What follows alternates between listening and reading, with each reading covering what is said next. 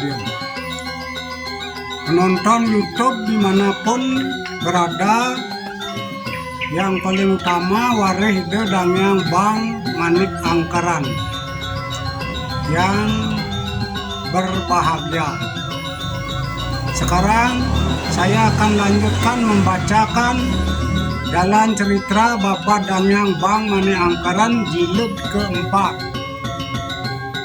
Tonton terus, like, subscribe, tekan loncengnya, simak ceritanya.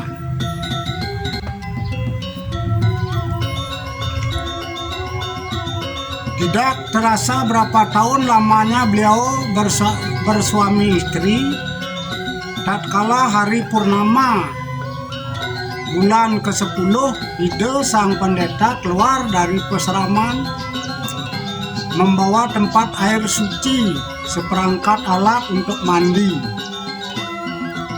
Memang sudah menjadi kebiasaan beliau setiap hari, baik atau pada hari purnama dan tilem, selalu beliau bepergian ke Tirta Pingit untuk mandi. Beliau berjalan naik perlahan-lahan sebab merasa senang beliau melihat segala bunga yang tumbuh di tepi jurang, serta pula di berbagai tempat di daerah Besakih. Banyak jenis bunganya serta beraneka rupa warnanya. Demikian senang perasaan Ide sang pendeta melihat keadaan seperti itu, sampai beliau menggumam bagaikan berbincang dengan bunga itu semua. Setelah beliau memasuki hutan, terdengarlah oleh beliau suara burung semakin ramai saling bersahutan. Laksana menyambut kedatangan sang pendeta, beraneka macam memang suara burung itu. Semua itu menambah gembira hati sang pendeta. Tahu-tahu beliau sudah berada dekat dengan tempat Tirta Pingit yang akan dituju. Tiba-tiba beliau berhenti karena terlihat oleh beliau seorang wanita sudah ada lebih dahulu di tempat air suci itu. Kemungkinan juga akan mandi. Beliau sang pendeta lalu memperhatikan wanita itu. Demikian cantiknya serta berwibawa wanita itu. Kemudian beliau merasa-rasa sepertinya beliau sudah pernah bertemu dengan wanita itu.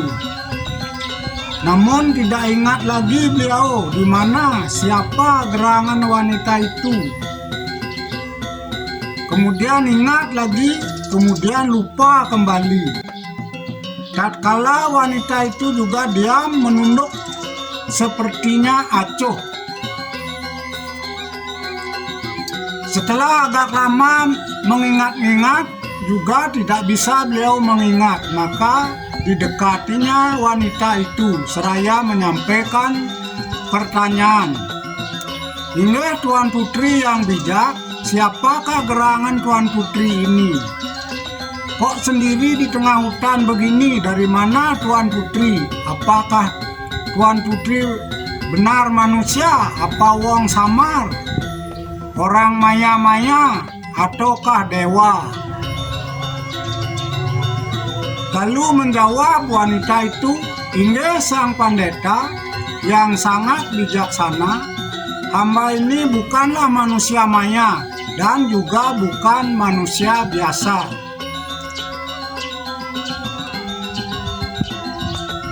Kalau demikian, sebenarnya Tuan Putri bidadari."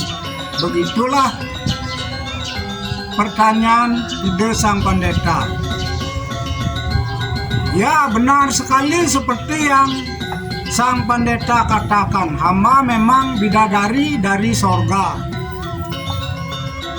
Aduh, sudah hamba sangka tentu Tuan Putri adalah bidadari. Karena kagum benar hamba melihat kecantikan paras Tuan Putri. Ini memang demikian sang pendeta. Kalau wanita kecantikannya yang menyebabkan orang itu kagum, kalau laki-laki jelas kebijaksanaan dan keperwiraannya yang membuat orang kagum serta bertekuk lutut di kakinya. Demikian kata sang bidadari. Ketika mendengar perkataan sang bidadari sedemikian itu, seperti terkena sindiran sang pendeta. Seraya menyembunyikan rasa gugupnya, lalu beliau berkata, "Apa mungkin Tuan Putri cari datang ke sini di tengah hutan seorang diri?" Menjawab sang bidadari, "Tidak ada yang hamba cari, kedatangan hamba ke sini hanya bersenang-senang." "Apa yang menyebabkan Tuan Putri datang ke sini untuk bersenang-senang? Masakah di sorga kurang tempat yang indah untuk bersenang-senang?" Begitu kata ide sang pendeta. Ya, memang demikian sang pendeta.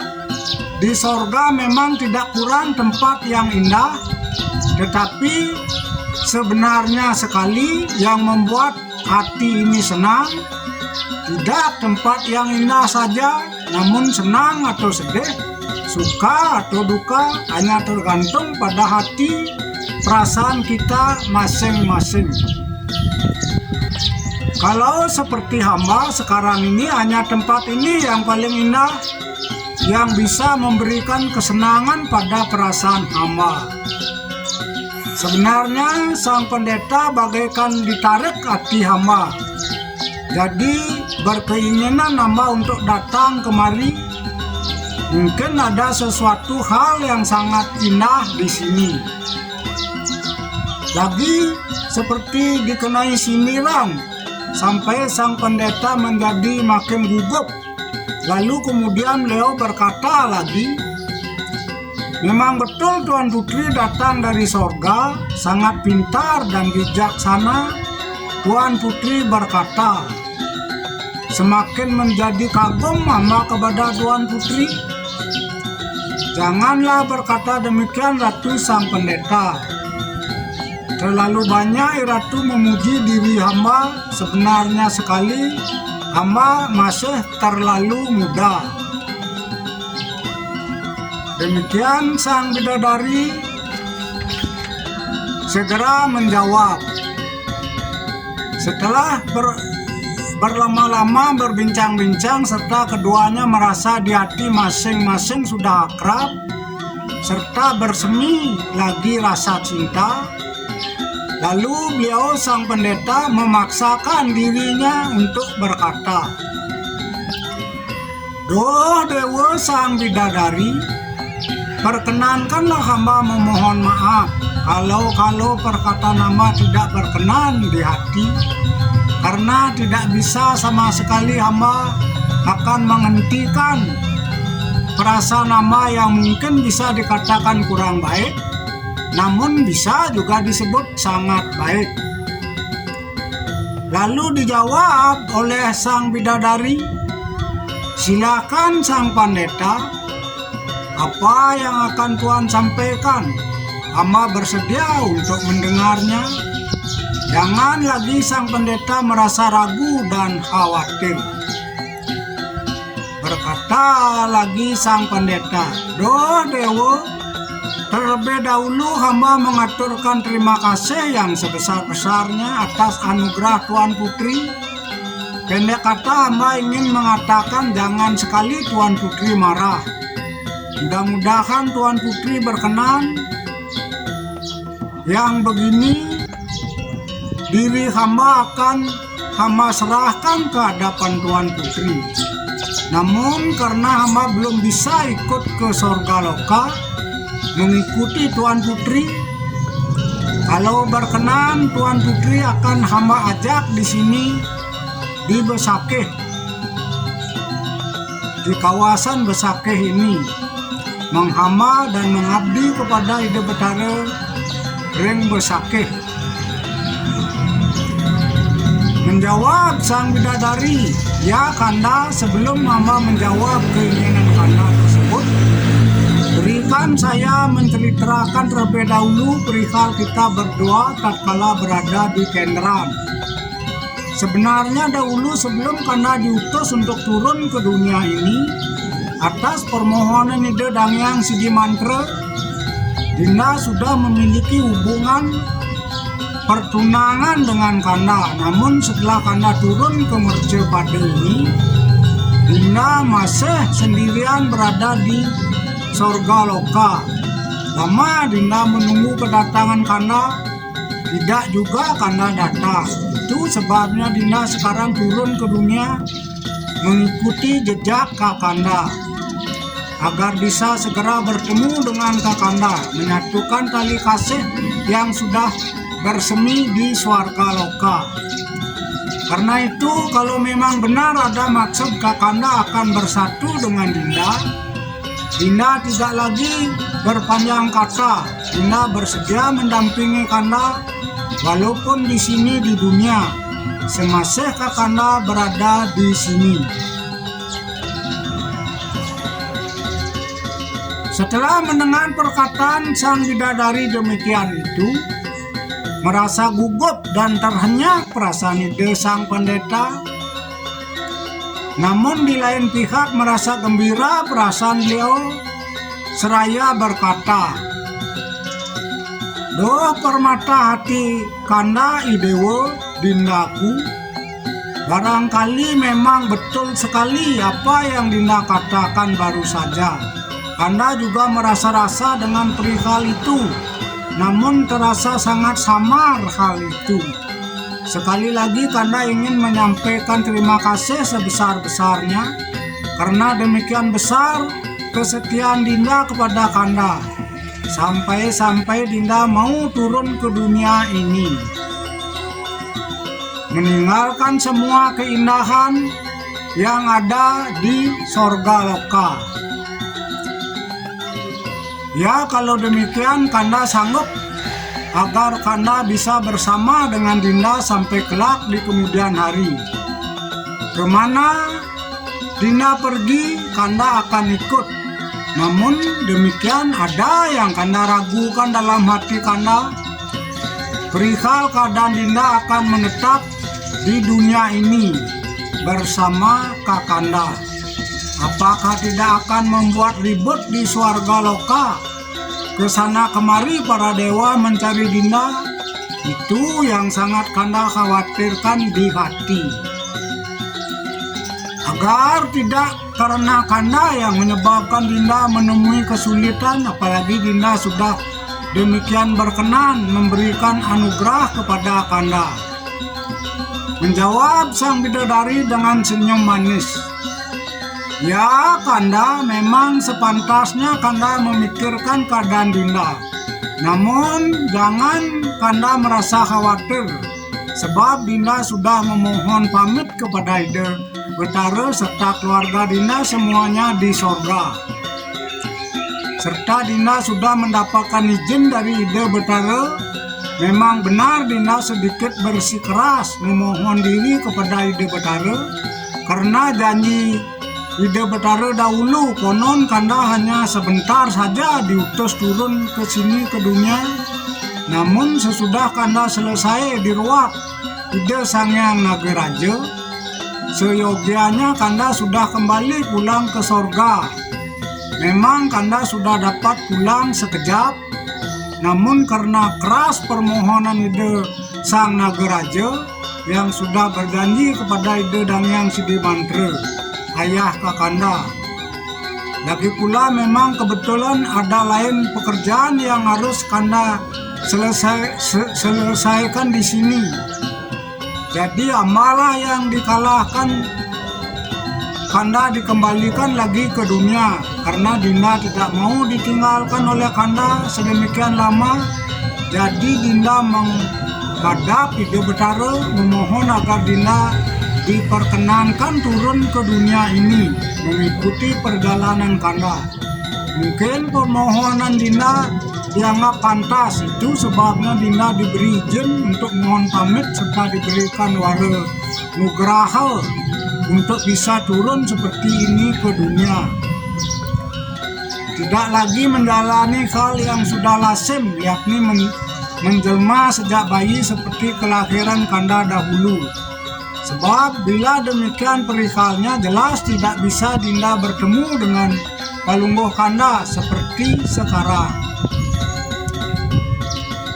Memang demikian kagumnya beliau sang pendeta pada kedibia caksun wawasan sang bidadari. Kemudian beliau bertanya kembali, jadi kalau demikian halnya, semua perbuatan Kanda di dunia ini sudah Dinda ketahui. Ya, semua Dinda ketahui, Ratu sang pendeta. Baru demikian sang bidadari berkata, menjadi merah muka ide pendeta akibat malunya. Hal itu diketahui oleh sang bidadari, lalu seraya tersenyum. Sang bidadari melanjutkan, namun semua itu merupakan titah atau kena dari Ide Betara di Sorga Loka. Kanda hanya melaksanakan. Kalau Kanda tidak dijadikan anak yang durhaka, tidak bisa Kanda akan nyupat meruat Ide Sang Hyang Nagaraja. Sebab tidak, lalu Kanda memenggal ekor beliau yang menjadi tempat berkumpulnya angkara. Namun beliau sang Nagaraja tidak berutang sasupatan kepada Kanda, karena beliau sudah pula nyupat menyucikan diri Kanda. Beliau melebur badan jasmani satule sarira Kanda yang banyak berisikan dosa, kemudian diganti oleh beliau dengan badan jasmani baru seperti sekarang. Sang bidadari berhenti sebentar, kemudian dilanjutkan lagi. Dinda lanjutkan sedikit lagi, begini perihal beliau Ki Dukuh Blatung. Memang beliau sangat sakti, matang sekali dalam hal yoga samadhi. Namun ada kekurangan beliau sedikit, yaitu beliau sedikit tinggi hati dan senang pujian. Itu sebabnya beliau bersedia diruat pada api yang keluar dari air kencing Kanda. Namun sebenarnya hal itu merupakan kehendak Ide Betara, sebab kalau Ki Dukuh tidak tinggi hati dan tidak senang pujian, tidak berhasil Kanda akan memperlihatkan kesaktian membakar sampah di hutan dengan memakai air kencing Kanda, yang menjadi jalan Ki Dukuh untuk moksa. Sebab kalau Kanda yang langsung bertindak lebih dahulu, jadi Kanda akan dianggap mendahului dan berlaku kurang senonoh. Kesaktian yang kemudian memunculkan hal yang tidak baik jelas akan hilang keutamaannya. Demikianlah kata-kata sang bidadari. Menjadi semakin kagum sang pendeta. Merah warna paras muka beliau sudah sirna. Beliau kemudian berkata dengan manis, mudah-mudahan mereka yang ada di Swarga Loka lebih bijaksana jika dibandingkan dengan yang ada di dunia. Ya, kalau demikian halnya, menjadi tenang dan hening hati Kanda tanpa ganjalan lagi sekarang. Sekarang Kanda temani Dinda menuju peseraman, namun jangan sekali disamakan keadaan di sini dengan di sorga. Cepat, berkata sang bidadari, janganlah itu lagi disinggung. Bisa bertemu Kanda seperti ini saja, Dinda sudah sangat bahagia dibandingkan dengan di Sorga Loka. Singkat cerita, pada akhirnya bersuami istrilah Ide sang pendeta dengan sang bidadari. Kemudian mengadakan putra laki seorang tampan, berperbawa, cerdas, mengagumkan sekali walaupun masih bayi. dinamai ide Wang Bang Tulus Dewa. Semakin lama kawasan Buk Cabe Besakeh, Teganan serta Batu Sese semakin subur makmur, tiada kurang makan dan minum.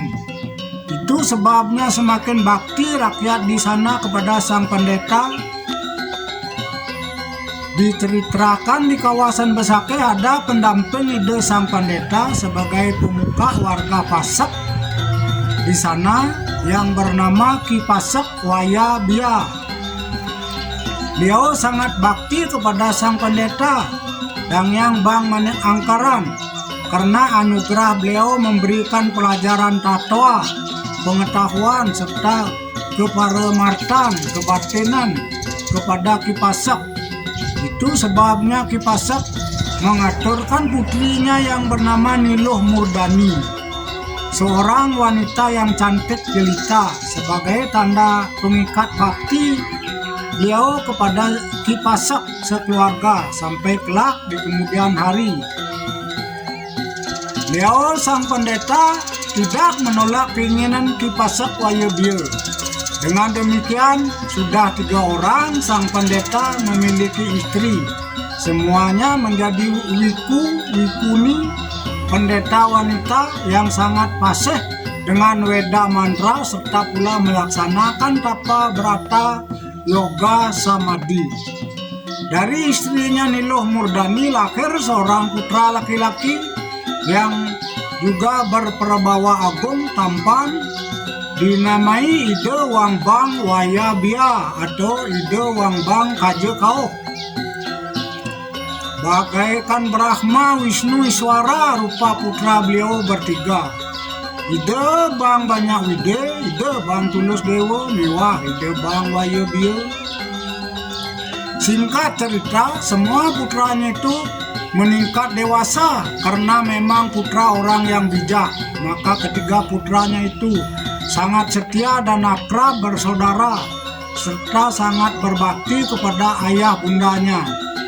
Semuanya pandai karena segala yang dikatakan oleh ayah bundanya berisikan kedarman serta kewicaksanaan, isi dari Sangyang Kemahayanikan, Sangyang Saras Samuscaya dan Menawu Dharma Sastra.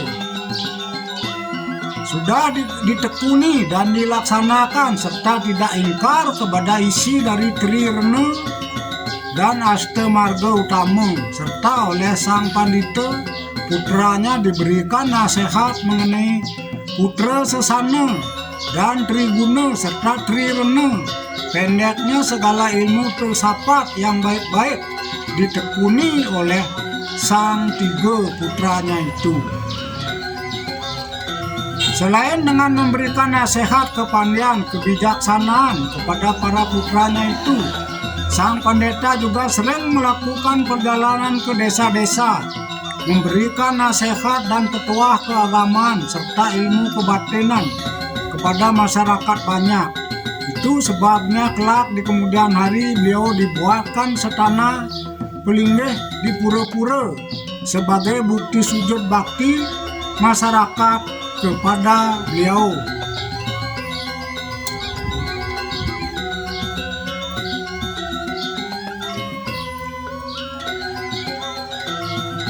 Demikianlah